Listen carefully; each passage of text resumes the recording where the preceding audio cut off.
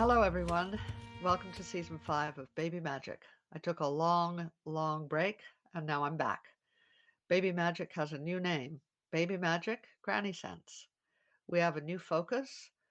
My focus now is on women's stories, stories about pregnancy and birth, stories about mothering, about what it means to be an endurance athlete, stories about women's bodies, interesting stories about real women.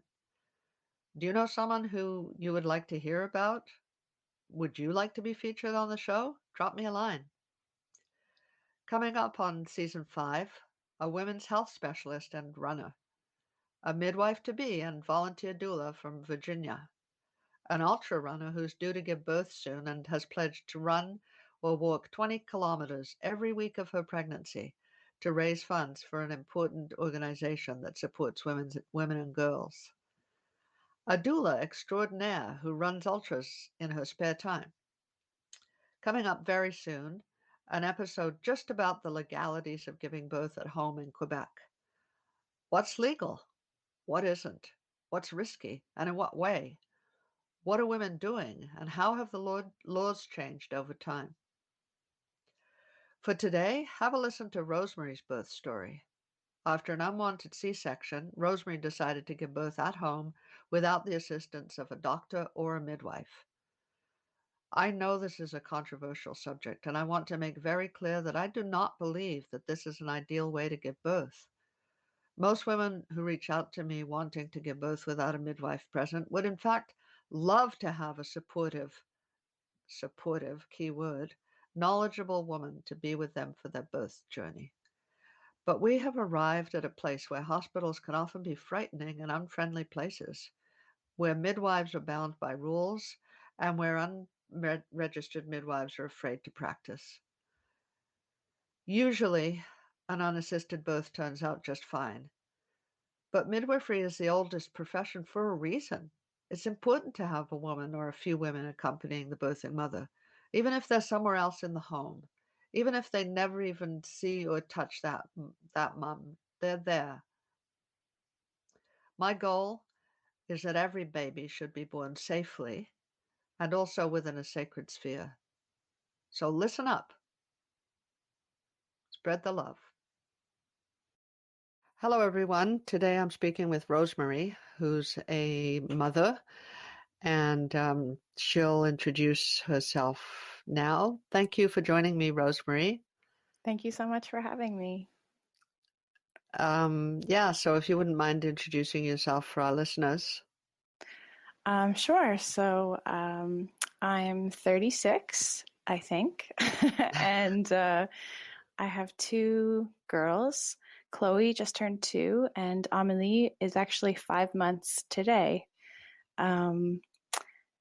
I came to Montreal a couple of years ago, and before that I lived on the East Coast for 10 years, but I'm originally from Toronto. Food is my passion. I've worked with food for a living and have spent the better part of the last 10 years heading to the bush of Northern Ontario to cook for tree planters for a few months at a time. I am a passionate individual with lots of fringe beliefs and just trying to make it through one step at a time these days.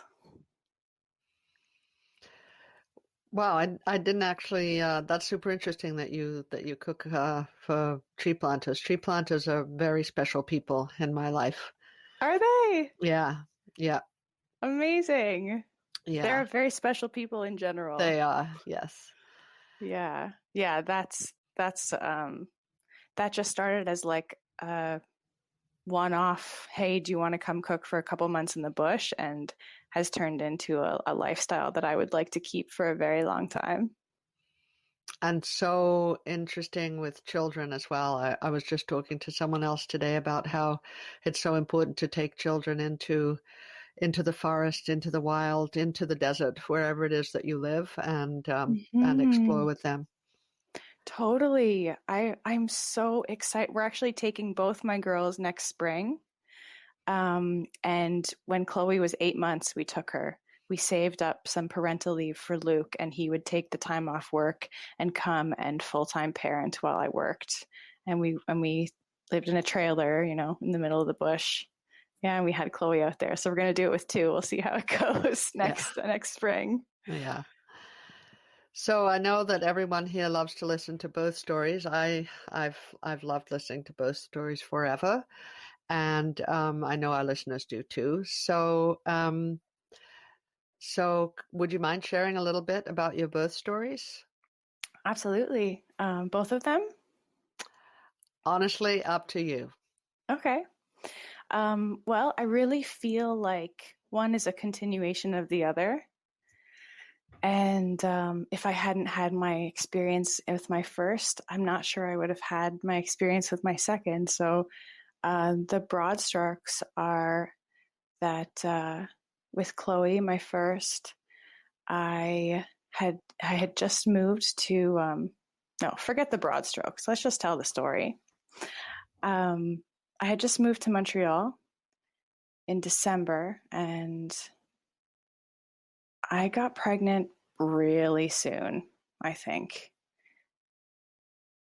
Yeah, I think it was like 6 months later. It was a new language. I was in a really French area.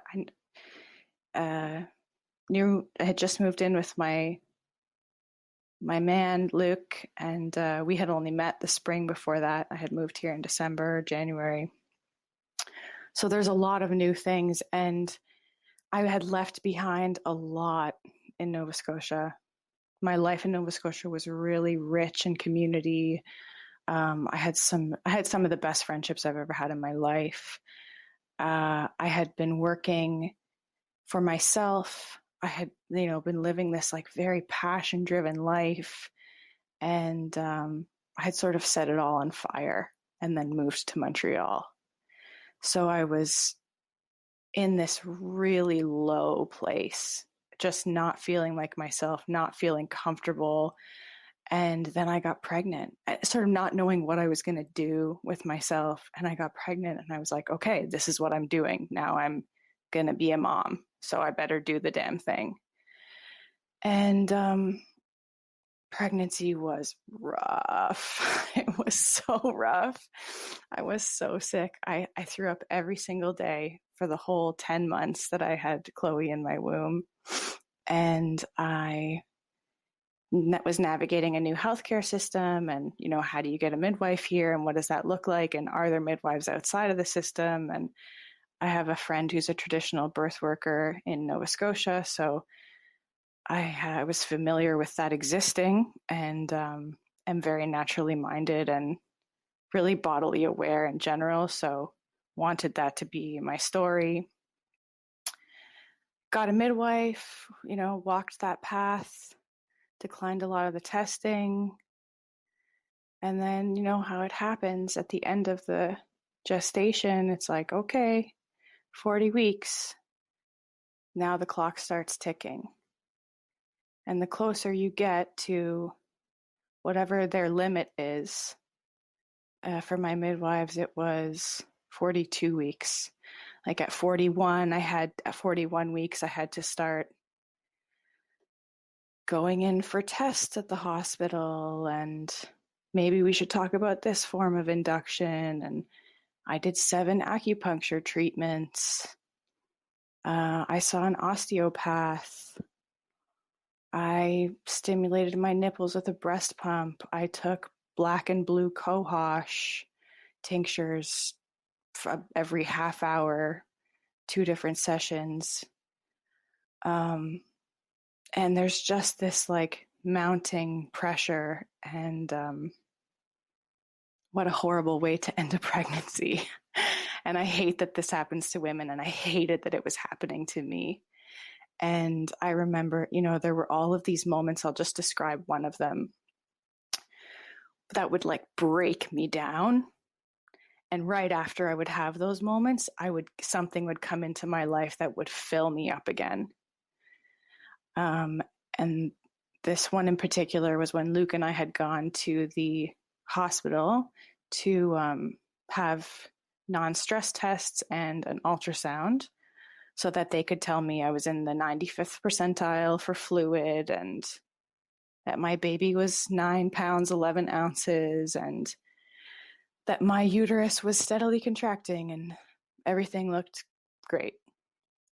So after they gave me that information, I had to sit with a doctor for a consultation. And I remember he took a deep breath at the beginning and he started with, everything I say is just my opinion. And then for the next like 6 or 7 minutes, I don't even think he drew another breath. He just talked rapid fire. And, he said things like, if you were my wife, you would have been induced 2 weeks ago and you're going to kill your baby. And I remember like watching Luke's face as this guy was talking to us. And it was very a fear-based bunch of information being thrown at us in a really intense manner. And if you've ever been pregnant, you know that those moments, those weeks before your birth, you're like the most tender, the most open, and the most vulnerable you've ever felt in your life. And that's such a strange place, especially for me to be, because I'm a Cancer, so I'm a really emotionally charged being, but I've always considered myself like kind of hardcore and sort of like I could survive in a lot of difficult situations. I'm also the middle of 8 children, one of the middle of 8 children. So that's kind of been a big part of my identity growing up. And so to just be cracked open and to have things coming at me like that, it just destroyed me. I remember leaving that office and just bawling my eyes out because I didn't want to be induced and nothing was wrong with me. And I didn't fit the clock, right? Like it wasn't working. I wasn't part of their clock.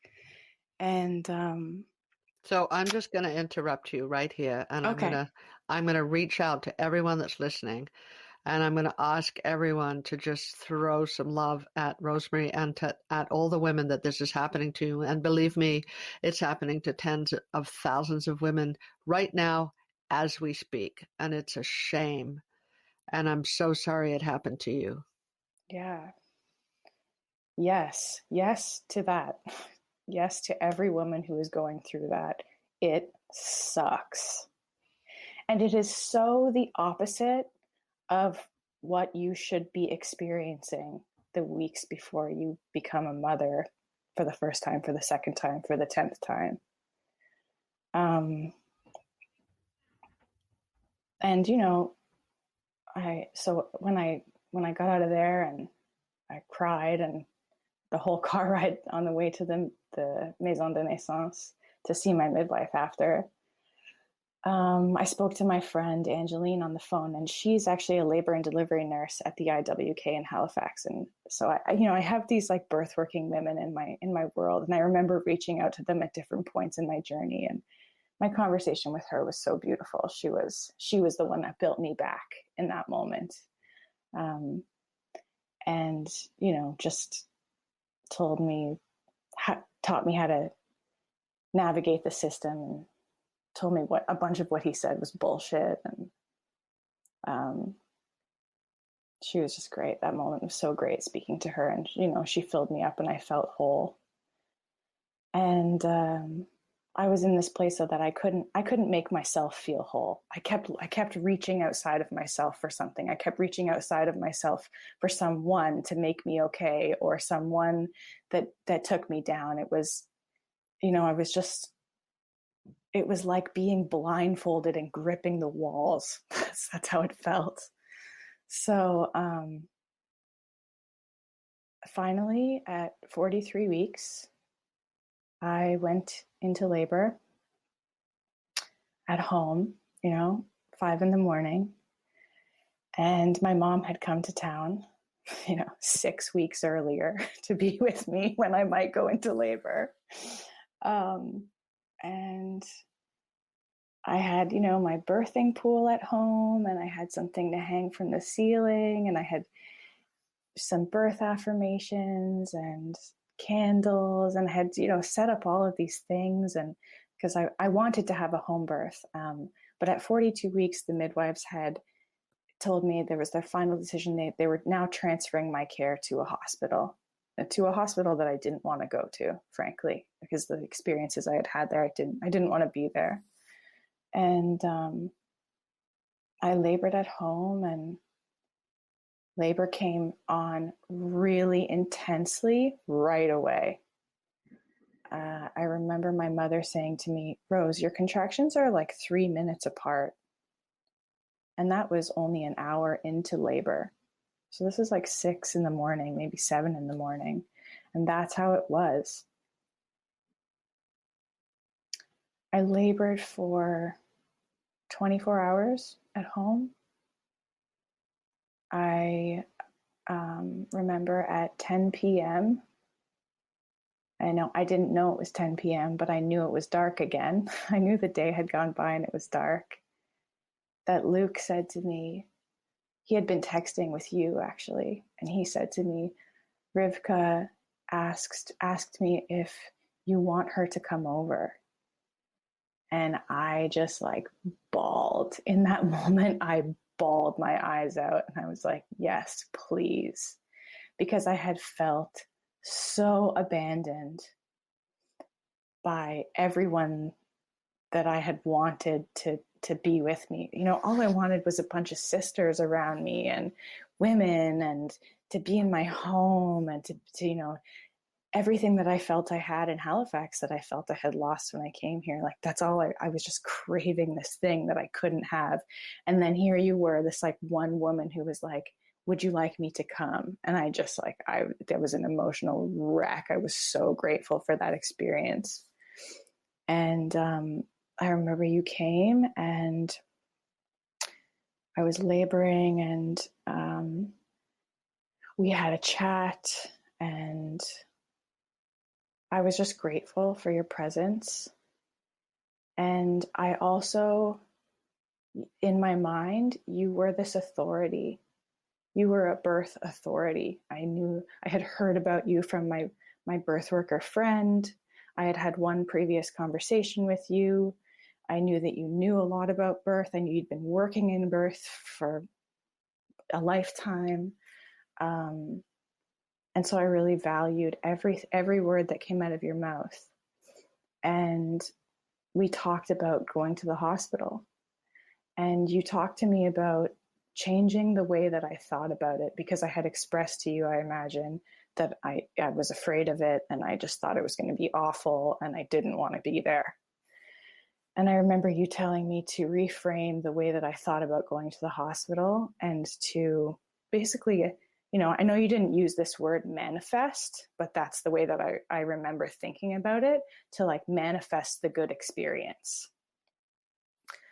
And so I remember after that conversation thinking, okay, maybe I will go to the hospital. Because earlier when I had been laboring, Luke had said to me at some point, are we going to go to the hospital soon? And I had said, you think we're still going to the hospital? I wasn't going anywhere. And I remember at that moment, after that conversation, thinking, all right, maybe I'll go. And I bring that up because it just speaks to like how a little seed can change so much, and I'm going to come back to this later when I talk about Amelie's birth and how protective I was of myself. And whatever, I labored and labored and labored, and I started I had been barfing the whole labor. I had been barfing every single day. Barf was a huge part of my experience. So, but it started coming out black. And it came out black every 5 minutes for like 45 minutes or something. And I remember thinking, I don't know about this color. This does not seem good. So I started to get worried for the first time. And I remember Luke texted with you, and you had said like something like, it's fine, or that sounds normal. But in that moment, I didn't believe you. You weren't in my space anymore. And I was like, she doesn't know what she's talking about. this is not good, and I'm going to the hospital. So that was the moment. So we packed up the car. I think it was 4 a.m. at this point. And you had graciously been texting with us throughout the night. And we got there, and I had this nurse. Her name was Emma. She was my check-in nurse. And she was so sweet. And one of my best friends from Nova Scotia's name was Emma. And I was like, oh, it's a good sign. It's a good omen. And I wanted to walk. I didn't want a wheelchair.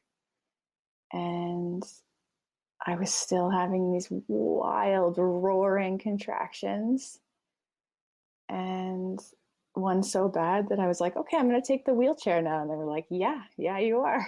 And I had an epidural shortly after I was admitted.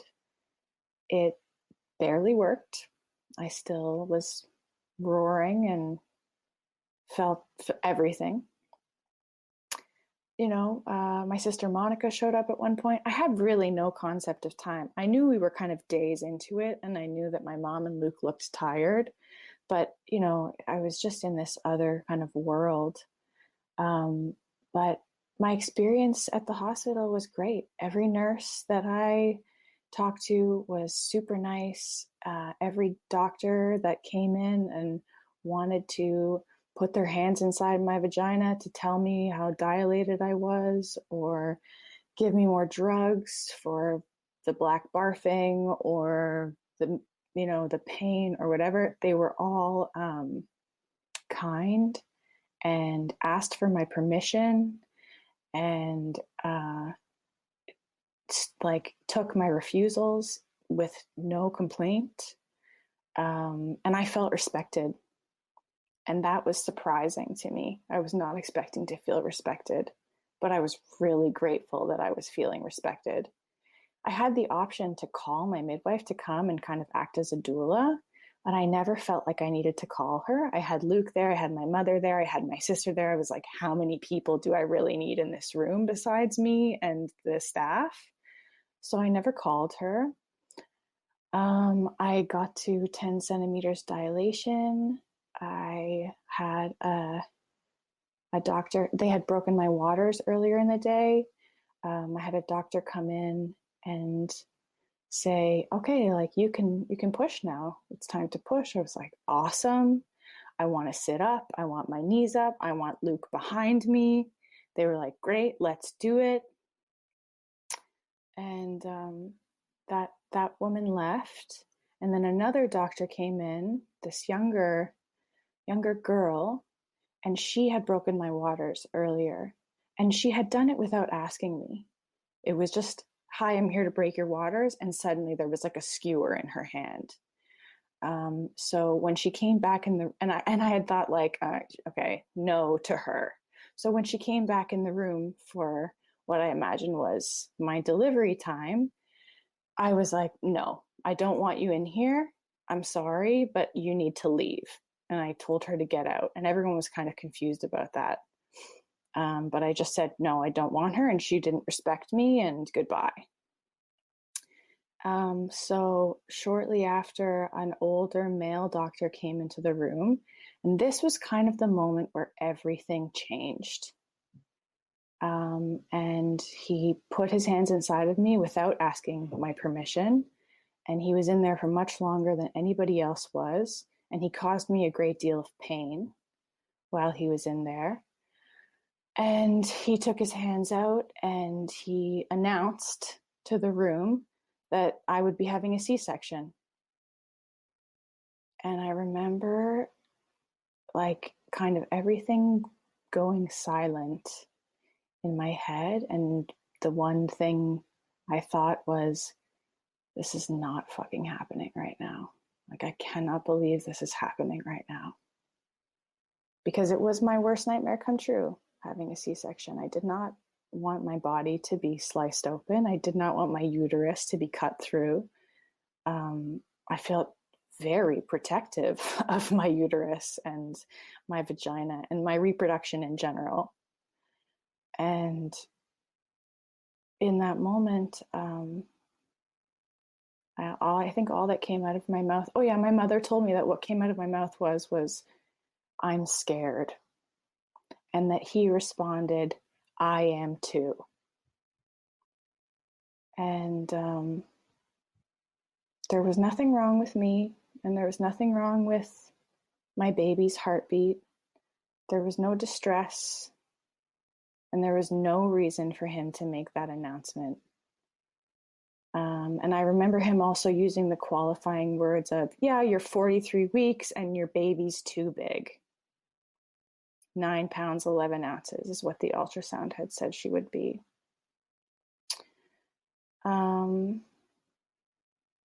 The next thing I knew, somebody was shoving a piece of paper. He was shoving a piece of paper in front of my face and asking me to sign off on 3 separate paragraphs, I think. And just verbally like, well, this is for this, and this is for this, and this is for this. And inside my brain, I heard myself say, make him read it out loud to you, because I never sign anything without reading it thoroughly. But I didn't listen to that voice, and I just signed things because all this, my epidural had run out of drugs at this point as well. The bag was empty, so I was fully feeling everything, and my body was pushing my baby out. I was having fetal ejection reflex in that moment. So I was wheeled down to the OR shortly after. The girl who I had told to get out of my room came back and said, I know you don't want me in your space, but I'm on your surgical team. And I said to her, okay, my problem with you is that you didn't speak to me. You didn't speak to me, you spoke at me when you were here before, and I don't want to have a C-section. I'm scared, and if you're going to be there, I need you to help facilitate me being spoken to and treated like a human being, and I need people to communicate with me and call me by my name, and I'm not just a body on the table. And she said, okay, I can do that. And she touched my arm, and it was kind of this like tender moment between 2 women where it was like, okay, we kind of had this shit between us before, but now we've had a chance to be real and to connect on a human level, which I think is so important for people who work in birth and hospitals, because I just feel like maybe they just see so many women and they work so many hours, and that moment to connect really matters to really mattered to me as a birthing mother. I was wheeled down, and I have a memory of an anesthesiologist standing over top of me, and as I'm writhing around on my bed, I say to him, what are you going to do about this? And he says, I'm going to give you a spinal tap. It has most of the same risks as an epidural. Do you consent? I was like, okay.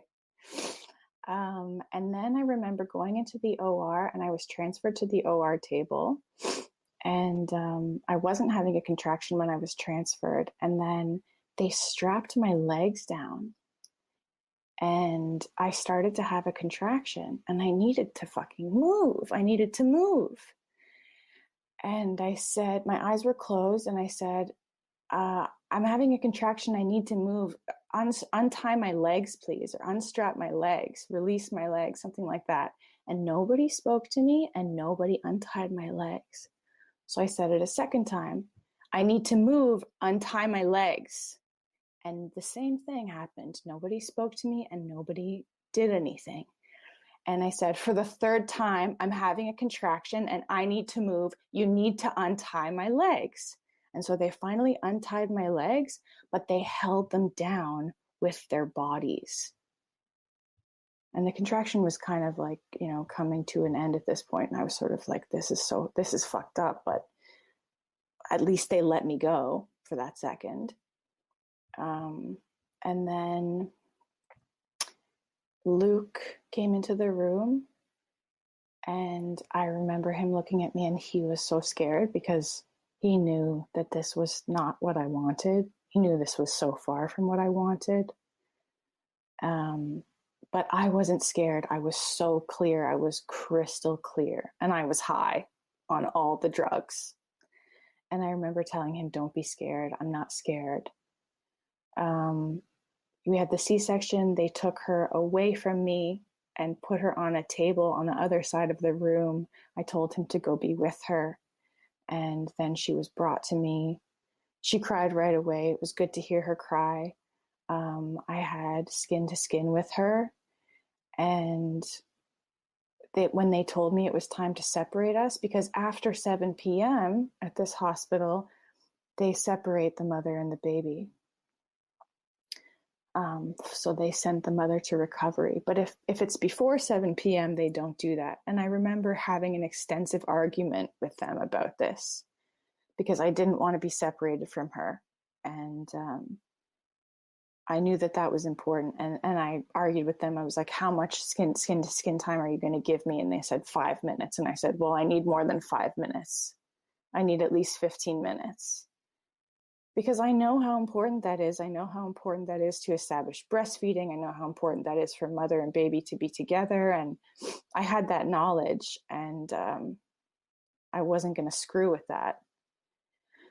I also had colostrum because I had done that nipple stimulation to try and induce labor. I had colostrum, and we brought it to the hospital. So part of me was like, okay, we're going to have skin to skin, and then we're going to be separated, but at least I have colostrum so that she can have that when we're apart from each other. So when they tried to take her away from me after 5 minutes, I again, begged and pleaded for some more time with my baby because she had just latched. And it was really awkward, they're doing stuff to your stomach and you're flat on your back and there's this new baby on you for the first time. And I think I even asked someone, am I allowed to move my right arm? It's so ridiculous. And afterwards, I was sent to a dark hallway where some people ignored me for an hour and wouldn't let me drink water. And she went and she was with Luke and she was with my mother and she was with my sister. And there's some actually really sweet photographs from that moment. And an hour or so later, I guess I wasn't dead. So I was allowed to go see her. And I was wheeled up to our room. And there's a video of me from the moment I have her in my arms and I'm talking to my mother. And I am so high. It's actually so gross to watch that video because I am so disgustingly high on drugs. And they put me on all kinds of antibiotics and anticoagulants. I'm at risk for blood clots and all this bullshit. All I want is just have my baby. And I'm just like, I don't even remember, the first time she was put in my arms. I remember being wheeled into the room she was in.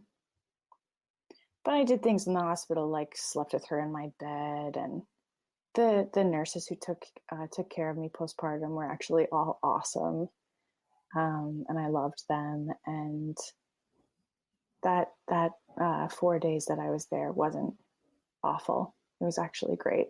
I wasn't separated from her again. Nobody pushed anything on me that I didn't want to. I had to have 4 in a row uncomfortable conversations about not taking that shot, RH negative, Winrow or whatever it is. Mm-hmm. But other than that, it wasn't so bad. And when I went home, CLSC nurse comes to your house. That was really nice too. I really had, there was a lactation consultant on hand at the hospital. That was great. My second midwife happened to be there for a different birth. She visited. So I had lots of help. And that was, not so bad. But the months after that experience, looking back, I don't actually know what PTSD is, but I'm pretty sure I had it. I would lay awake at night and replay those moments over and over again in my head. I cried so much. I remember my 6-week follow-up with my midwife where we reviewed we reviewed my chart. We reviewed every line of every doctor's note and every line of every nurse's note, and we compared. And it was clear that she didn't think I needed the C-section either, but she couldn't come out and say that. Instead, she said things like, people need to hear your story and you need to tell your story. And I was just, this is the first time I'm telling my story. Well, it's a pretty, I would say, disturbing rite of passage that so many of us are going through. This kind of just wall of apathy and violence that we come up against when giving birth. Yeah. Yeah. So you're contending with all of that, and you're a mom for the first time. And, you know, holding that little baby in my arms was just the greatest comfort that I could have ever asked for. And my partner's mother came and stayed with us for 2 weeks and like cleaned my home top to bottom and cooked for us and took care of us. And I had, you know, I planned for postpartum help. That was a big, I knew about needing lots of help and laying in bed with your baby and doing nothing else. And that's pretty much what I did. Two of my brothers came to visit, and yeah, I was showered with lots of love afterwards. And I had this little baby, this new life that it was time to get to know. And breastfeeding journey was really good. I was really lucky there. And I never felt like I had a bad sleeper, if we're allowed to throw that stupid label around. And Luke and I just figured it out. And, you know, I think he took months off work. So all we did was parent. We had decided if we're, you know, when you have to choose your parental leave parameters, and you're like, let's just both take as much time as possible and parent our baby and be together. And we did, and we took her to the bush at 8 months, and that was last spring. And before she turned 1, when I had just gotten back to my pre-baby weight and just started to feel a little bit like myself again, and had just gone back to work for the first time and was really starting to like feel my groove and think about me, I got pregnant again. And I was like, damn it, you idiot. But I had no break in period. So I know sometimes women don't get their period after they had a baby, but I had mine right away, and every 22 days from that moment forward. So that it happened at about a year wasn't a huge surprise. It's not like we really weren't trying to not get pregnant. And so that was, I got pregnant in July of 2020. So we're right smack dab in the middle of, you know, first few months of life with COVID. And my experience with Chloe, I just knew like that if I ever had another baby, I would just never put myself in that situation ever again. Never, never, never, never, never. You know, the time after birth, I had poured over. I got my medical records. They took like 4 months to arrive, and I had to pay, I don't know, 55 cents a page for like 135 pages or something. Absurd. But I had poured over my medical records and tried to figure out why this had happened to me. I'd done a lot of work on how I was living in like a victim consciousness, and how I was like just putting myself in this, thinking of myself as this victim and wanting to not be there again, and thinking, okay, like if I don't want to be a victim, how do I move away from that? How do I move out of that? Thinking about how I needed to take ownership for every decision that I made that put me exactly where I was. Because all of that stuff didn't just happen to me.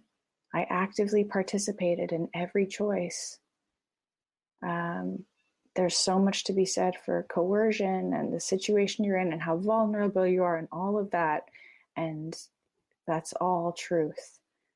But I really still had to contend with what the role that I played and the responsibility that I had to take for what I had experienced and how I had experienced it. There was this one moment I remember my midwife was like, well, you know, some people get C-sections and they're fine with it, and other people get C-sections and they're devastated. And I was like, okay, like, that's weird, but I'm one of the devastated ones. So yeah, when I got pregnant, I just knew that I wasn't going to touch the medical system, you know, with a 200-foot pole. There was no way. I was 100% opting out and was incredibly firm in that decision the minute I found out I was pregnant. I did not need anything other than that stick turning in the little line. That was the only thing I needed. And that was a radical decision, you know, that changed the whole trajectory of my experience as a pregnant person. And it was hard and it was awesome because I had no tests to give me information. I had intuition that I had to listen to. And I had nobody saying, well, your glucose level is this, or the heartbeat is this, or your weight gain is this, or you can feel your uterus here. I had none of that. So it was really interesting to see how, because there was nothing outside of myself for me to look to for information about my pregnancy and my baby. I had to step up to the plate in this way that I didn't when I had Chloe. So I found myself, I was really disciplined, and I'm not a super disciplined person with like a daily routine kind of thing. But I have to tell you, I would say most mornings I was up, I made myself a nice big herbal infusion to drink for the day. I did a yoga practice. I ate excellent food. Food is like the thing that I like to spend money on in my life. And since it's my industry, I love markets, and my food world is a very privileged, beautiful, nourishing, lovely place. So I would make myself these really good meals, and, you know, I didn't have to go to work because I work seasonally. And for the first time, I took EI because when you're a seasonal worker, that's available to you once your season ends. So I had worked with Chloe, I had gotten pregnant, I had applied for EI, and I was like, I have this income and now I can just be a pregnant person. So that was such a gift, you know, I could just be a mom and be a pregnant person. And I felt so lucky to be in that place. Yeah, so lucky. And I spent like $400 on this Free Birth Society course, the complete guide to free birth. And it's like hundreds of hours of videos and transcripts and, you know, any question you have about birth. Basically, these two women are just talking about their opinions and what they think about birth and what they know about birth and what studies they've read about birth and what stories they've heard women tell about birth, all under the umbrella of a free birth context. So there's just a ton of information there. And, you know, I didn't like gobble up every little bit of information, but I had that kind of reference. So when I thought about, okay, like, should I do a blood test, or like, is there some, at the beginning, I was kind of confused. I was like, is there some way I want to engage with the medical system here? Do I want to go like full intuition? Because it's COVID, what will it look like to engage with the medical system? Am I going to catch COVID? Do I want to be putting myself in a room full of people waiting to see a doctor because they're probably sick? I was sort of contending with all of those questions, and I was really grateful for that resource, because it helped me work things. There's like a module on fear, and the conversation was something like, most women experience fear. Fear about what? What are you afraid of? Do this activity and think about your fears. Sit with your fear. Where does it come from? Why are you afraid of that? Is there any piece of information that you're missing? Is there something that you want to know that might help you to stand in your fear and work through your fear? Do you need to work through your fear? Is fear something that it's okay to experience? So that was really cool to have. And that was also, I had asked my mother to come. So I knew that I was planning to birth with my partner, Luke, and my mother. And that was actually a great resource for her, because I think I had spent, my whole pregnancy with Chloe, my whole postpartum with Chloe, and my whole pregnancy with my next baby, Amelie, contending with my fears and asking myself those questions, and doing this sort of like spiritual work. But she hadn't. And I mean, she had 8 kids, so she had in some way, but they were all in the hospital, and she'd never heard about free birth until I had told her about it. And so it was kind of cool to be like, okay, what does she have questions about? We had like a Zoom meeting scheduled in the end of my first trimester, maybe into my second trimester. And I was like, let's talk about fear. And what fears do you have? And so she was able to voice those to me. And I kind of had this place where I was like, okay, she's afraid of, how do we cut the cord? And I had a few different options. We could have sterile scissors on hand. We could not cut the cord. And, I had all of these kind of options laid out from this course. And sometimes I would just say, like, use my login and go watch this video or read this thing. And then she could come back to me with questions. So that was a cool resource to have, an expensive one, but a really cool one. But that aside, I would only like jump into that every once in a while. And that aside, the biggest part of the work really was dealing with other people. It was like, I was firm in my choice. I trusted my body. I knew that I didn't need that C-section. I knew that the end of my pregnancy should have been this like really yummy, self-loving, sleep in and take baths and just slip into this woozy place that you are when you're bringing life into the world. Like I knew it should have been sweet like that instead of this like stressful roller coaster. My body, like my hips are big, I'm short. People have been saying to me, you look like you're born to have babies since I was a kid. Like, I always knew that I could give birth. It's never been a question for me. So I was confident and I was fine. And mostly it was just other people being like, are you insane? And are you going to die? And are you going to kill your baby? And You just had a C-section a year ago. What are you thinking? What about your scar? What about uterine rupture? Um,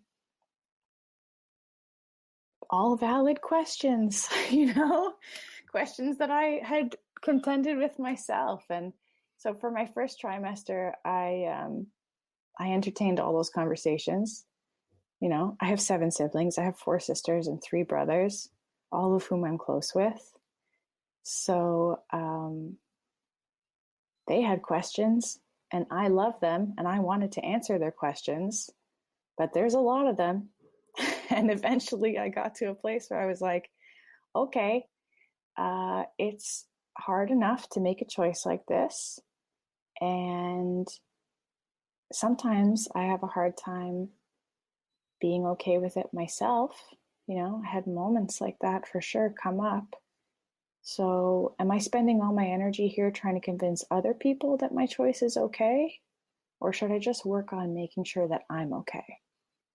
Because I'm also raising my 1.5-year-old. So the longer into the pregnancy I got, the stronger boundaries I started to have with people in my life. And by my 3rd trimester, if you weren't supportive of my choice, I actually wasn't talking to you. And that was really hard. That was hard on some very important relationships in my life. But it was a choice that I was super firm in.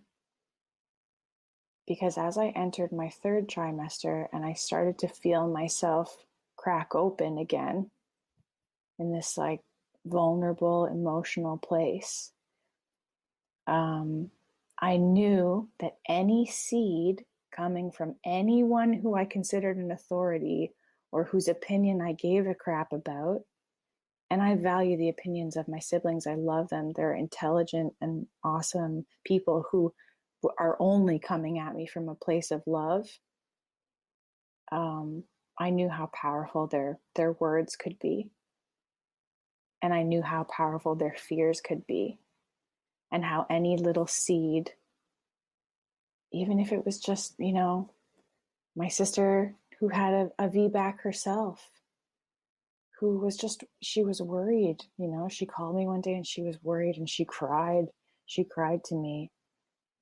And I tried to shut it down like right away, tried to shut the conversation down right away, but I was unsuccessful. And it took me like a week to repair from that because I love her and she was worried about uterine rupture because she had a VBAC 2 years after her cesarean with her first baby. And, she had been where I was and she was worried. And she had been talking to her midwife about it. She had reached out to her midwife. This is something people in my life were doing. They couldn't come to me with questions because I was putting up the walls. So they were reaching out to people in their lives to try to get information. And her midwife was making her afraid, and then she was afraid, and she was calling me, and she was making me afraid. And yeah, I just knew that wasn't the way I wanted to do it. I didn't want to ride the roller coaster. So there was a few times where I like learned my lesson like that. And I would get off the phone with the person who I was having the hard conversation with, or a text message conversation or whatever it was. And I would say to Luke, like, well, I learned my lesson again. Now I feel destroyed and and it would take me a good week to build myself back again. But by the time Amelie's birth came around, I was in such a good place. I had been cross-country skiing all winter. I had even been like towing Chloe, and I have this thing that you can put around your waist and she can sit in, and you cross-country ski. And I live in Lachine, like right by the water, and there's groomed trails here in the wintertime. And Um, you know, I was just like healthy and fit, and I had learned how to palpate my belly and feel where my baby was. And I knew that she was I didn't know it was a girl. I knew that she was head down. I had ordered a fetoscope from a midwife supply company, and I could hear her heartbeat, and I could listen to my placenta. Um, I had just done the work to put myself in a place where I was so confident and so fearless and so ready to just birth my baby on my own terms and in my own way. And to not be going to acupuncture and trying to induce labor and da da da da da. It's like, and it was 42 and 4 before I went into labor with her. I figured I would, gestate long because I had gone 43 before spontaneous labor with Chloe. And so, yeah, I guess this brings us to the day of labor. I woke up again, 5 a.m, and I knew something kind of felt different. My mother had come to town a week and a bit before. Yeah, I asked her to come at 41 weeks. And her plan was to stay with us for a month postpartum to help out with everything. I felt my first sensation alone in the bathroom. Everybody in the household was still sleeping. And it was a really strong sensation. And it kind of took me to my knees. And when it stopped, I was like, oh, that's different. Because I'd been having some tightenings, but nothing that took me to my knees. But I didn't really believe that I was in labor. At the same time, I was like, whatever. That was kind of part of my headspace. I was like, no expectations. Okay, sure, I had this one contraction, but I might not be in labor. I might have those kind of contractions for another 3 weeks. Like, what? We're good. I'm as ready as I can be. Sure, we need to blow up the birth pool, but everything else is kind of in order. I mean, what is there to get in order? I'm just going to be at home and have my baby, right? But it came again. About an hour later, I had another one. And I was like, okay, maybe. So I called my sister. My sister lives in Montreal. And the plan was for her to take Chloe if I wanted her to take Chloe. So I wasn't sure if I wanted Chloe at the birth. I wasn't sure if Chloe would be comfortable, but she was kind of on call. So I called her, and my mom was actually staying there too. And I was like, hey, I might be in labor, but I don't know. And just keep your phone close. They're like, okay, sure. And my mom was like, okay, I'll come back to your place. So yeah, they came, once an hour.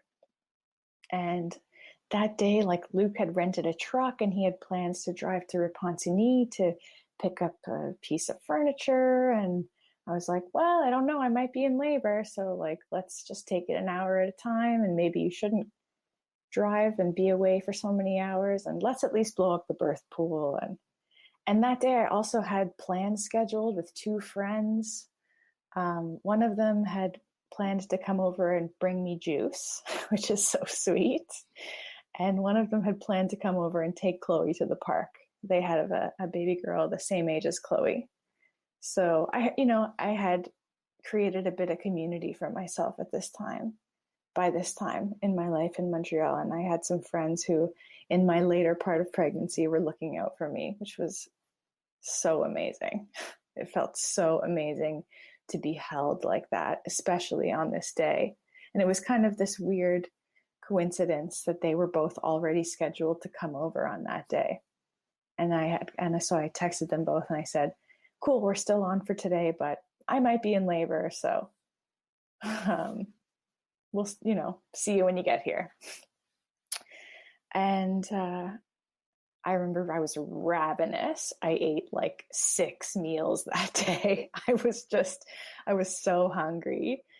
And labor never picked up and it never slowed down. It was like one intense contraction once an hour for the whole day. So my one friend came over and she's like, what do you need me to do? She cleaned my whole house and she organized all those like last minute little things that, put this shower curtain here and whatever.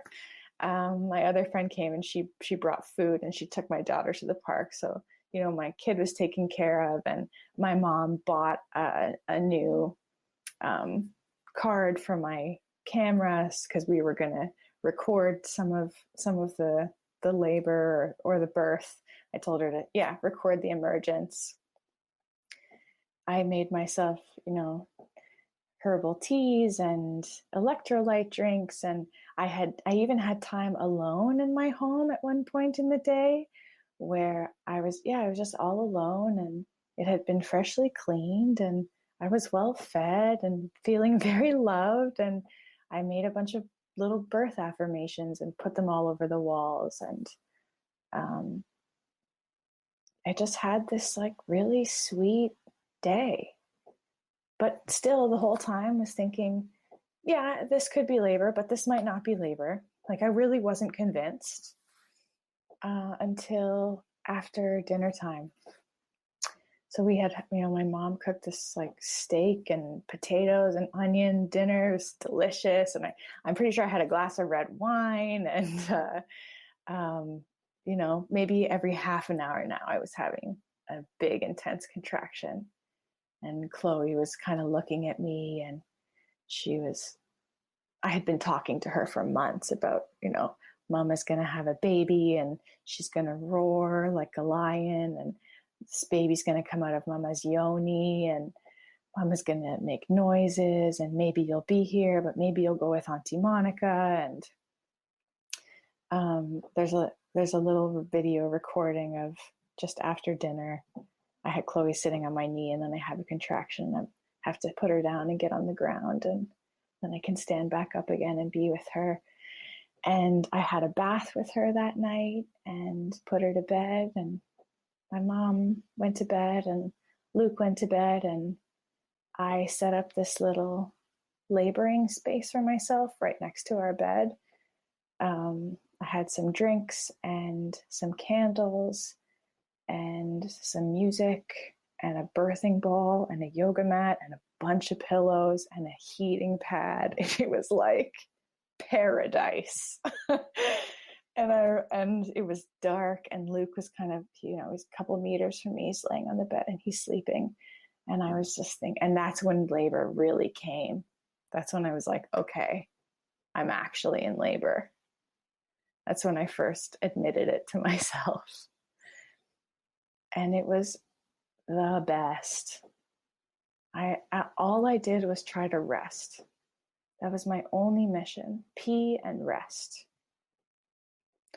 And I just laid on the ground, and I would moan through a contraction. And I thought to myself, laying there, like, this is the most beautiful laboring moment any mother has ever had in the whole wide world.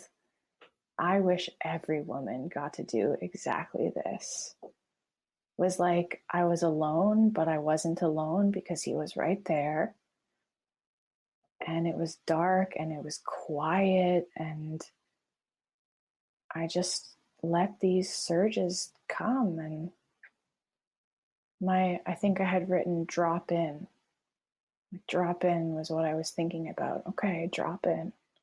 It's time to drop in. And to just, I just wanted my brain chemistry to change, and to just let myself be as feral and mammalian and animal-like as I was going to be, and to let it wash over me. And my only goal was to relax. And I remembered there was actually something that you had said to me when you had come to see me with Chloe. You had said, well, like, you don't need to do the work. Because I remember with Chloe, every time I got into the water, I had a birthing pool at home, and every time I got into the water, my labor had slowed. And I was all worried. I was like, oh no, my labor's slowing down. It has to keep progressing. Like, I got to get out of the water. It's got to progress. And I had told you about that. And you were like, it doesn't matter. Like, rest is good. And your body will it will open. It will do its thing. It knows what to do. And I thought about that when I was laboring with Amelie. I was like, all you have to do is rest. Like, this is just going to happen. You don't have to do anything. So that was great. I really loved thinking about that. And it's hard to relax. You can really hold on to those contractions and get tense and, keep the tension between them. That's kind of, I felt like what my body wanted to do, sort of, but what my consciousness wanted to do was to relax, was to let go of the last contraction, was to spend the time between contractions as peaceful as possible. So I labored on the floor in that little paradise in my room for a while. I asked Luke to bring the candles into our bathroom, and I got in the tub for a little while. I got out of the tub. I went back into our bedroom. I crawled into bed with Luke, and I think I started to cry because it was starting to get really, really painful and really intense. And I said to him, I want my mama, and I want to get in the birth pool. Can you wake her up? And he said, okay, I'll go wake her up. Wake her up. She hadn't slept a wink. She was just in the other room worrying and praying. And apparently it was around 2 a.m. at this point. And I have this, my eyes were closed and I was on my bed. And I remember feeling her walk into the room and sit on the bed next to me. And I touched her hands, like her hands touched my hands. And that moment is just like, it was just the sweetest thing in the whole world. It was like, I needed her, and she was there, and her presence was so loving and so calm. And she just said, like, Rosie, I'm here. And then I think I barfed on the bed immediately. Of course, it's both, right? Yeah. And then I think I barfed in a bucket that she brought me, and then we just laid there in the barf for a little while. And eventually I was like, what's taking so long? Can I get in the water? And she said, okay, I'll go check. And she said, yeah, it's ready. Luke thinks it might be too hot. So I went and I got in, and it was a little bit warm, but it was nice and warm. We had made the mistake the first birth of putting cold water first and then hot water after, but this time he got it right. He put the hot water first and the cold water after. There's a little labor tip for anyone doing it at home. So I got in that pool, and it felt amazing. I kind of live in the bathtub most of the year. Like, I love the water. I'm big into swimming, big into rivers and lakes and pools, and as much as I can be in the water at all times, I'm in. It's my safe space. So I'm really grateful that we were able to rent a birthing pool and have it. And I loved getting into it. And again, my whole mindset was like, I had no concept of time. I told them, no timing the contractions. Don't talk to me about what time it is. I don't even want to know that time exists. So that was great. And I didn't even think about time. I had no concept of whether it was day or night or how long it had been or anything. And the only thing I was thinking was just make it through this next contraction and relax. I was saying things like open, open. I was saying relax, relax, relax, relax. Okay, okay, okay, calm down, calm down, calm down. And the waves were coming in hot. They were strong. And, I live in an apartment. I had told all my neighbors, I'm like, and they were all like, "You're still pregnant? You're still pregnant?" And I was like, you'll hear me.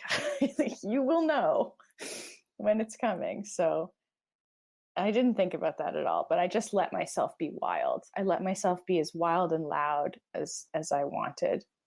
And Chloe's bedroom is like 2 meters from where I put this birthing pool. And I was sure that I was going to wake her up. But that night she slept like the dead and she did not wake up. So yeah, I had no concept of time. I told them, don't time my contractions. Don't tell me what time it is. I didn't know if it had been 4 hours or 2 hours or 8 hours or 12 hours or 24 hours or whatever. It didn't matter. And I had no expectation of, oh, I'm at this stage in my labor. I wasn't analyzing that at all, which was really different from my first. I wanted to know, okay, where am I? What does the puking mean? I didn't have any of that. I was like, we could be here for days. We could be here for weeks. I didn't care. All I knew was birth was happening. Labor was happening. I was coming closer to my baby. So shortly after I got into the tub, I felt a gush. I felt my waters break, and I felt a big gush, and I told them, oh, my waters just broke. And my mother later told me that at that moment, my noises were different, that she had gone from observing me just trying to make it through the contraction to a bearing down. That's how she described it. So I guess something changed then for her as an observer, but for me, not really. And I just let myself, be as wild as possible. I didn't hold back. I moved around in that tub. I roared. I didn't care that I didn't even think about my upstairs neighbors being able to hear me, which they certainly could. I was almost certain that my daughter was going to wake up because her bedroom door is not far at all from where my birthing pool was, where I was laboring and screaming. But that night she slept like the dead. She did not wake up, which is a miracle and was a gift. And I remember at one point feeling really cagey and thinking like, get me out of this tub. And I stood up and I put my hands on the wall, and in between contractions, I turned to Luke and I was like, Luke, get me out of here. Like, help me get out. And he said, okay. And Luke is really quiet and passive and sweet. And he came over to the side and he grabbed my hands, and it's quite high. And I tried to lift my leg over the side, and boom, a contraction came, and I couldn't do it. I just dropped to my knees back in the water and accepted my fate. I was never getting out of this pool. It was like, I can't do it. Mm-hmm. And I also remember calling out for my mom again at this moment of like, mommy. I called mommy, and she came over and she held my hands, and there was just something so important about her presence for me, about having her there with me. It was, it gave me so much. And suddenly, I could feel the baby descending. Like suddenly I could feel something in my pelvis, something changing. And for the first time, I put my finger inside myself. And a couple knuckles deep, I felt something.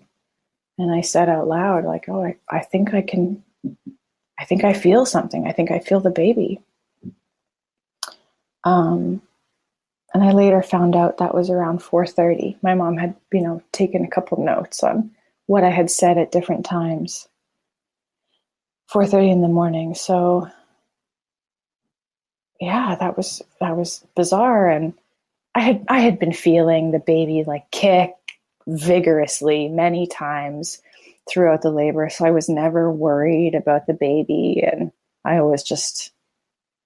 thought like, we're doing this thing together and this is great. Like we're moving forward together, and thank you for kicking. Like, thank you for moving so that mama knows you're okay. And then I really started to feel something coming. And I could tell that my vagina was opening and that something was starting to emerge.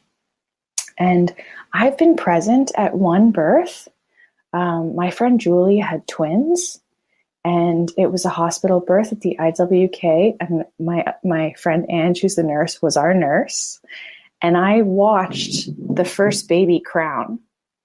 So I was thinking about that moment, and I was thinking, oh, I'm crowning. Like, it's happening. Not that I knew it was ahead or thought it was ahead. I had no idea, and I didn't care. But I thought to myself in that moment, you don't have to do anything right now but breathe. Do not rush this. Do not rush this moment. And the roaring stopped, and I became completely silent. And all I was doing was breathing. And all I was thinking about was just breathe. And the contraction would come, and whatever it was would start to, open my vagina. And then the contraction would end, and whatever it was would go back up. And again, I would think, don't rush this. Like, you might be at this stage for hours. It doesn't matter. This is not to be rushed. Your body will open. You're good. And I was leaning back on the side of the birthing pool with my arms out on either side and kind of like frog legs. And I didn't want to touch it. Like, I didn't want to touch whatever it was that was coming out while this was happening. Plus, I didn't want my arms down in that position. I wanted them nice and up.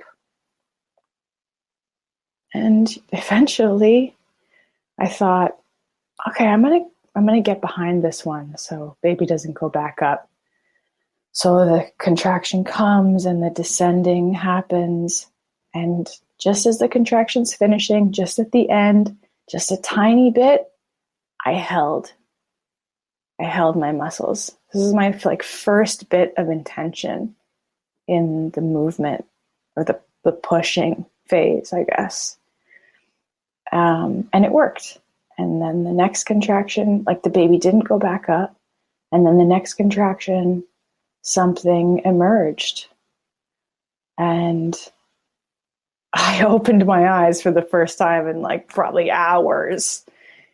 And I saw my mother sitting in front of me next to the pool. And I thought that Luke was just to my right because he had been there pretty much the whole time. But he was laying on the couch pretty far away. And I looked over and I was like, oh, babe, you're missing it. And he's like, I'm right here, babe. I was like, yeah, but you can't see what just came out of my vagina. And my mom goes, something's coming out of your vagina? and he's like, what? Because I had gotten so quiet. And because they had both experienced this really long labor with me, he was like, oh, I'm taking a nap. And he had laid down for his first nap. And I was like, yeah, something's there. I was really, really blissed out. I remember being like, yeah, like something's there. And they're like, oh, we can't see. It's dark because it's all dark. And I was like, oh, I'll use a light. And then they both flicked on a light. I was like, no, a flashlight. Like, what are you doing? And they turned the lights off and they're like, it's a head. And I was like, all right, whatever. Like, who cares? Like, I didn't care if it was a head or a bum or a leg or, I wasn't worried about what it was, but they told me it was a head. So it was cool to know that the fuzzy, slimy thing I had touched maybe was hair. That was really cool to think about. And so I was expecting, in that moment, to feel the baby rotate, because I had learned that typically the head will come out and then the baby will rotate to get its shoulders through. But instead of feeling rotation, what I felt next was like vigorous kicking. And I started to talk to the baby, and I was like, okay, like, I'll move. My mom had taken out the video camera at this point. So this part is not from memory. This part is from watching and knowing what happened. But I do remember thinking like, okay, let's try this other position. So I got down onto my knees and put my hands and knees, and I touched the baby's head, and I felt that there was cord by the neck, and that didn't worry me, but I was just like, okay, now I know that there's cord and that I'm going to have to unwrap it. And that's good to know. And then I thought, well, I don't want baby to get stuck. So I'm going to get behind these next contractions to help get the shoulders out. So I did. And I had my hands on my baby's head, and I was on my knees leaning forward, and I put effort into the next set of contractions that came. And I think it was 3 nice grunts, and out came baby. And I sat back and was like, okay, the cord, it's tight. It's really tight. And I was like, okay, like, it was really tight, and I couldn't just unloop it over the head. I had to like spin the baby's body around. I was like, okay, I gotta get the legs and spin the baby's body around, and I'm reaching behind myself to feel for the legs, and I'm confused because I can't feel the legs, and I'm like, I realized, they're still in me. So I just pulled the baby out, so the legs weren't in me anymore. And then because I was in the water, it was really easy to like float the body around and spin the legs around and get the cord off. And then I pulled the baby up to my chest, and she was really pink, but really floppy. And she didn't cry, and she wasn't breathing, and I wasn't worried. I just, she had just emerged. I was kind of just catching my breath. And I put her on my chest, and I was looking at her, and I started rubbing her and talking to her, and, saying hello to her. And I put my mouth to her mouth and her nose, and I sucked and I spit, and I was just examining her and giving her time. I didn't know it was a her, but giving her time. And my mom was really nervous, and I heard her like kind of draw a breath, like gasp, and say like, is he okay? And I respond with, baby's been vigorous the whole time. Sometimes it just takes a little while. Baby's okay. And she said, okay, is it a boy? And I said, I don't know. Don't say anything. And then I was just focused on my baby, and I put I put my baby on my knees and I put the head lower than the butt, and I was rubbing and talking, and my tone of voice in the video, I'm excited and I'm not worried, baby's nice and pink. And I never paid attention to the umbilical cord in this moment, but looking back in the video, it's like a crazy spiral of blood still, which is cool to see, because the first time I paid attention to the umbilical cord, it was white and floppy. And the baby was gasping, like this open mouth reflex, like, I don't know how to maybe describe it, but it would just open and you could tell that like baby was trying to draw breath or doing something. At least there was some movement. And I was okay for a while. And then I had this little moment where I was like, I don't know what that is. Like, I had watched birth videos and I had never seen a baby do that. And I had never read about a baby doing that. And I didn't know what that was. So that was kind of the first moment of the whole experience where there was an unknown that I felt not confident about. And she took a while. She took minutes. And then I think I said to Luke, like, can you Google newborn gasping? And he says, okay. And a couple seconds later, she cried. And she started to breathe, and her lungs were a little bit raspy. I think right before I asked Luke to Google, I gave her a breath. I gave her a puff. I put my mouth on her and I puffed a little breath into her. But yeah, she cried, and then she cried and cried some more, and she was there. She came, she crossed over. And eventually we got out of that tub and we got into the bed, and when she cried, I asked Luke what time it was, and he said it's 5:03. So she was born at 5:03. And once we got into bed, the sun came up, and then Chloe woke up. So that was kind of perfect timing. Like, I couldn't have asked for better timing. And then the afterbirth pains came, and they were so intense.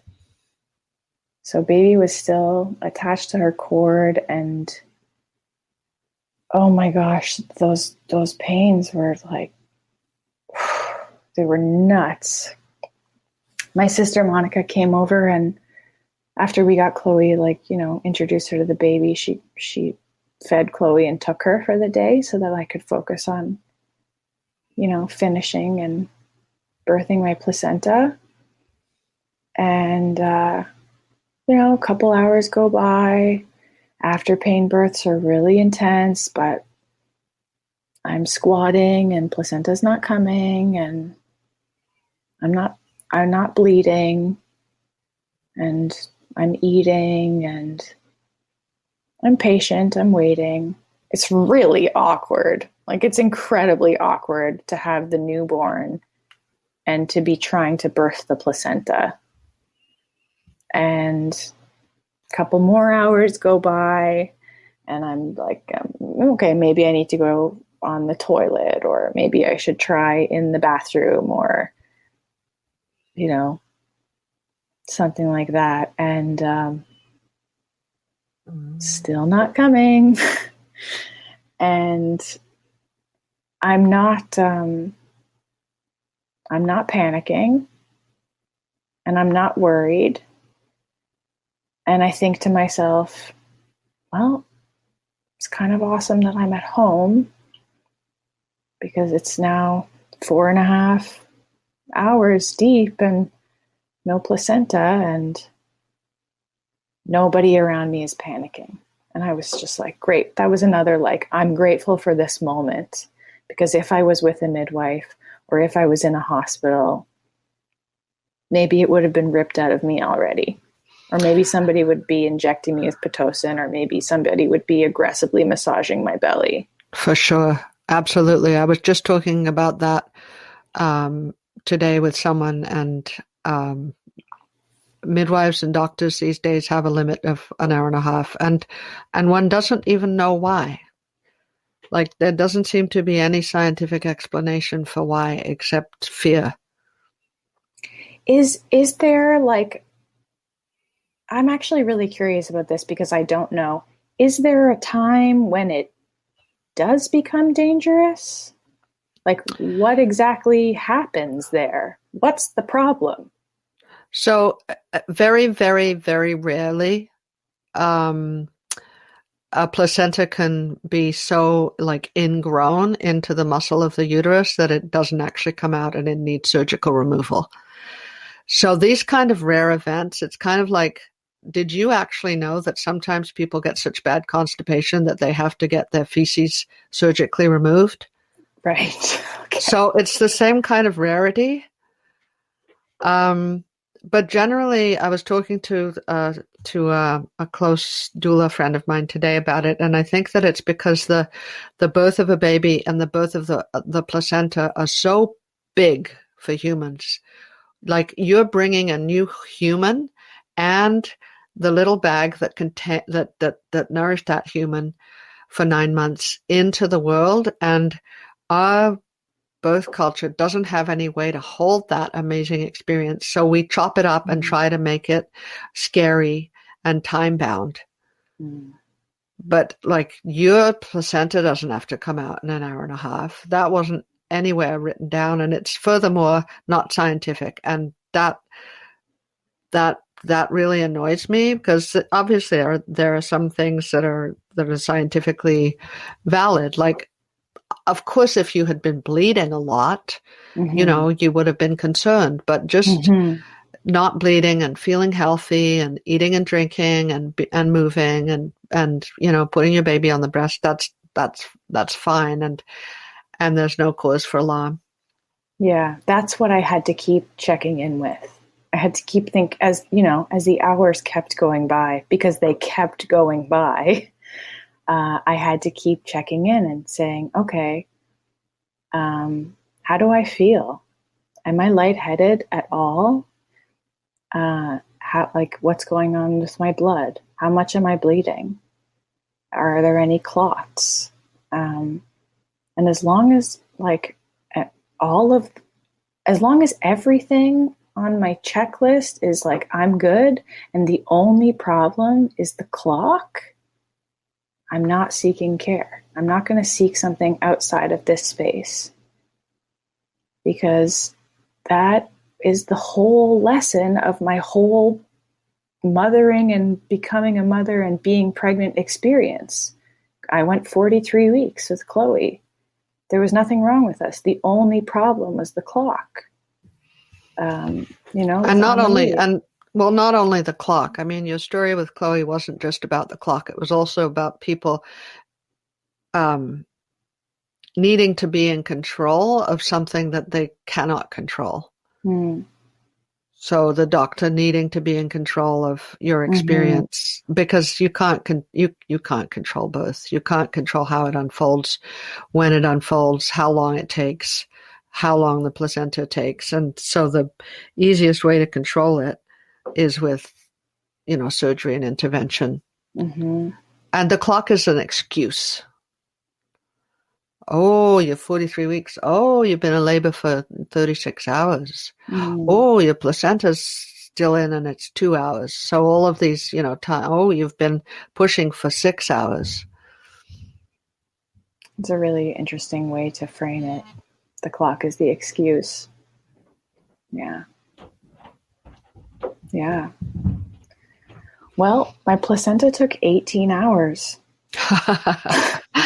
Well, that might be a record. Wow. Yeah, it came out at 11 p.m. and I had her at 5 a.m. So that was a really interesting 18 hours. Yeah. again, it was, you have to contend with fear, yours, like mine, Luke's, my mother's. I would say that Luke and my mother were really getting worried by nightfall. Yeah. But we're both so good and so practiced at not throwing that at me because they knew how strongly I had created boundaries for anyone who wanted to throw their fears at me, and instead did really great things like Luke said, do you have a time limit where you'll want to go to the hospital? Like, do you have something in mind like that? And I just said, I would respond with different things like, well, I'm just going to try this thing and we'll see how I feel about it after that. So I tried a number of things. At the 5-hour mark, we tied and cut the cord. Like all the nursing. We did all the nursing. And as the hours went by, the afterbirth pains teetered off. Instead of coming like frequently, they were coming like once an hour. I took some arnica. I did some massage. I got in the tub. I spent time alone. I spent time with my baby. I spent time massaging my belly. I could feel this like hard lump on the top right part of my belly. I was like, is there a half-developed fetus in there? Like, my mind went to all kinds of crazy places. But I always came back to, I'm not bleeding. And I feel fine. And maybe I'll try this one little thing, and I reached out to like women in my community at that point. I got lots of great advice. I talked to my placenta. I told her to get the hell out of my body. I asked her nicely to get out of my body. I said prayers to her and thanked her for doing what she did and told her that I was finished now. I tried a bunch of different things, but the thing I didn't try was going to bed, and I hadn't slept. And it was my friend Kate, the traditional birth worker in Nova Scotia, who said, "Oh, go to bed. Your placenta's going to come." And I was like, okay, good job. Thanks. So I took a nap with Amelie. And when I woke up, Amelie started nursing, and she nursed for a full hour, which like she hadn't done yet. And that was a very long nursing session. And as she nursed and nursed and nursed, my afterbirth pains started to come back, and they started to come back, and they started to come back, and they came back with a vengeance. And I had to tell her, I had to take her off the boob to tell her to stop, because I was like, oh, I need to poop. I got to get up and go to the bathroom. And I got up, and Luke helped me walk to the bathroom because the pain was so intense. And I had a huge, surge halfway to the bathroom. It's like 20 feet from my bedroom. And then when I came into the bathroom, I sat on the toilet, and I was like, okay, this next surge is coming, and I'm going to poop with the surge. And instead, boom, into the toilet fell my placenta. And I was like, oh, yes. And I heard my mom and Luke like kind of run to the door and be like, oh, did it come out? And then we all had a party in the bathroom. Nice. Yeah. And it was weird looking. It was really weird. Actually, Rivka, I'm going to send you pictures of it. Great. And you tell me I what love you pictures think. like that. Those are my favorite kind of pictures. I will tell you what I think for sure. Cool. Because it was not any of those pretty pictures of circular I tree of know, life those great. things. Interesting. Actually, placentas have been very interesting during COVID. So I would really like to see the pictures. Oh, cool. Yeah. Yeah. All right. Yeah. Yeah. Oval shaped. Send me as many pictures as you have. Okay, cool. I also have like a video of me poking it and prodding it. Great. All the stuff. Yeah. Yeah, so that's it. That's So Amelie's birth and the that's birth of my amazing. placenta. And it was everything I ever hoped that birth could be. It was the most beautiful, powerful, and healing experience of my life. And it has completed me in a way that I didn't ever think I could feel complete after my experience with Chloe. And I'm just filled with so much gratitude for the whole journey and every part of it, because I think that my experience with Chloe gave me the gift of my birth with Amelie. And just like the births couldn't be more different, my girls couldn't be more different. So, so now I'm just navigating, mothering too. Being a mother. Yeah. It's so interesting and something that I've been thinking a lot about, because I skipped out of birth work for a few years there, and now I'm back in it. And one phrase that jumped out at me was, and I wrote it down here, birth authority. And I know that I'm a birth authority, and I know that I'm a birth expert, and I don't want to be that, because I don't think that's right. Because in our relationship right now, you and I, you are your birth authority and your birth expert, and you made that you made that manifest with your second birth experience. But women come to me all the time for guidance, and I do prenatal preparation with women all the time. And all the time I'm trying to get outside of myself and behind myself so that I can accompany them on their journey to become whole, so that they can birth with sovereignty like you did. And it's so tough. It's such a tough dance, because I don't want to be that person that plants the seed that ends up in a fruit that isn't right for that person. It's almost an impossible situation. Right. I would say, it's one of the very deep paradoxes of being an elder as a woman, and knowing that it's you, the women in the childbearing year that have the power, and I know that with your first birth, you didn't know you had the power. Yeah. It's kind of like I knew, but I couldn't feel it. I couldn't connect with it. The amount of unlearning and relearning that I had to go through to get to a place where I was just like standing in this powerful, sovereign place right before my birth with Amelie.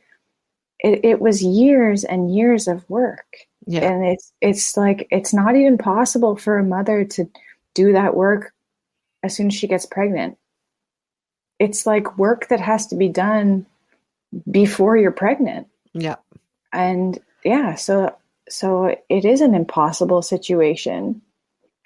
And the other thing that you said that really, really resonated with me, and I think is so hard for women to accept, was that you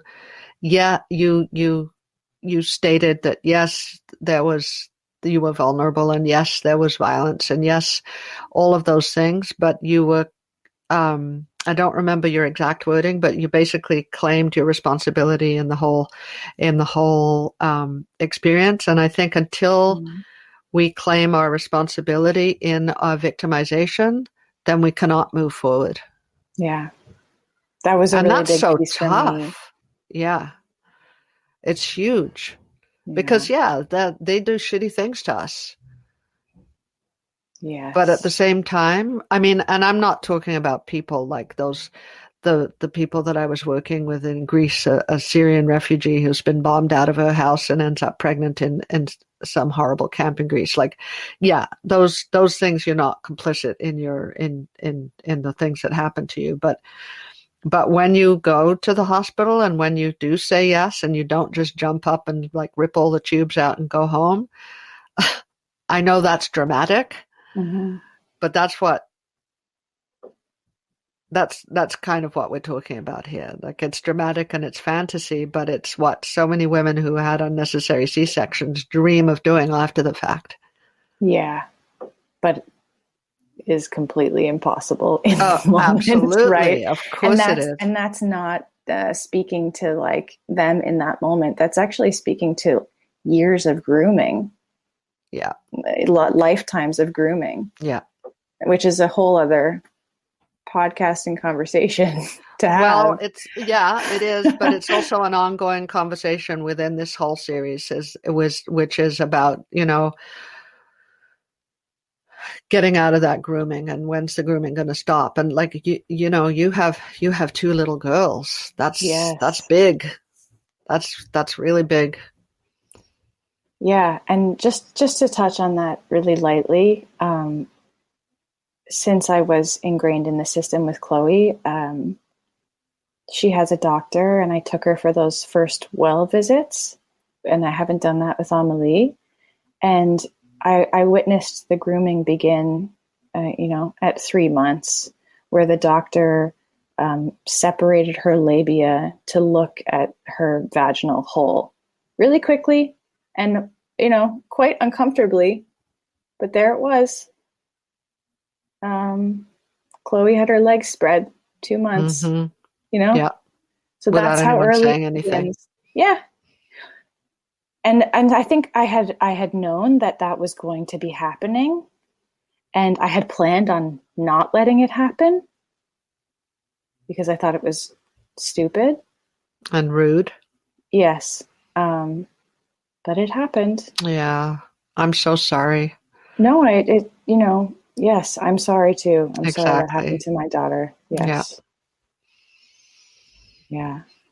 But that's what women are contending with. Yes, that's what we're contending with. And that's why stories like yours, although they might, offend some people and maybe make some people afraid, are so important to get out there. Yeah. Fear not, ladies. Fear not. This is the time to not be afraid. Oh, absolutely. Absolutely. Mm-hmm. It's a time when there's a crack in the system, and we have to take advantage of it. Mm-hmm. I believe. I actually think that COVID was a real kind of a gift for me too, because the thought of can my partner be there, and do I have to go to an appointment alone, and which hospital allows what, and all that rigmarole. I was like, no, absolutely not. Yeah, I've had so many women call me just precisely for that reason. Like they're calling and they're saying, like, I'm not an outlier. I'm not a radical. I gave birth in the hospital with my first baby, but like, I'm not going to the hospital if I can't have my partner in there. And then if I test positive, they take my baby away from me. Yeah. Like that's not rational. No, that's insanity. Yeah. So I'm going to wrap up with my final question that I ask everyone. If you could just give everyone that's listening one word, what would it be?